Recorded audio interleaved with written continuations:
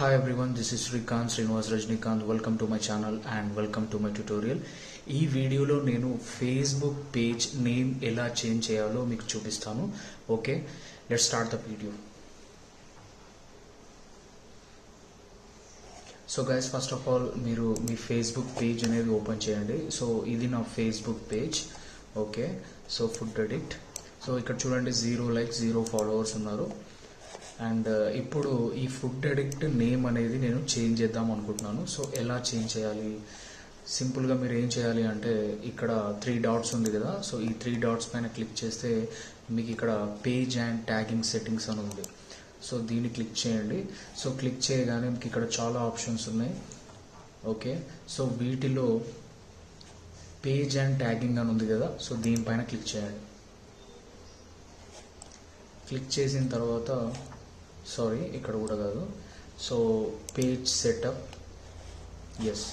So ఈ page సెటప్లో మీకు ఇక్కడ food addict name, food addict అని ఉంది కదా. ఇక్కడ వ్యూ అని ఉంది. సో వ్యూ పైన క్లిక్ చేస్తే మీకు ఇక్కడ నేమ్, ఓకే, ఇక్కడ ఎడిట్ ఆప్షన్ ఉంది కదా. సో ఎడిట్ పైన క్లిక్ చేయండి.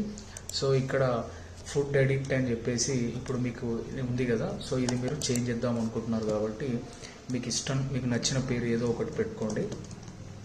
ఓకే, సో నేను అదే నేమ్ మళ్ళీ ఇస్తున్నాను. సో మీకు జస్ట్ చెప్పడానికి. అండ్ ఇక్కడ చూడండి, if you change your name on Facebook you won't be able to change it again for 60 days. Okay, 60 days వరకు మళ్ళీ చేంజ్ చేయడానికి కుదరదు అనమాట. సో అందుకే ఏదైనా పేరు అనుకున్నప్పుడు బాగా ఆలోచించుకొని నేమ్ అనేది డిసైడ్ చేసుకున్న తర్వాతనే మీరు చేంజ్ చేసుకోవాలి. మీకు ఈ పేరు వద్దు అనుకుంటే. సో మీకు చెప్పడానికి ఇప్పుడు ఇక్కడ మీరు అనుకున్న పేరు ఇప్పుడు ఇక్కడ ఫుడ్ అడిక్ట్ అని ఉంది కదా. సో నేను ఇక్కడ ఏం చేస్తానంటే ఇంకొక డి పెట్టేసి ఫుడ్ అడిక్ట్ అంటే ఒక డి ఎక్స్ట్రా యాడ్ చేశాను. అండ్ ఇక్కడ రివ్యూ చేంజ్ అని కొట్టేస్తే సో ఇది రివ్యూకి వెళ్ళిపోతుంది. ఇప్పుడు చూడండి, రివ్యూ చేంజ్ అని కొడుతున్నాను.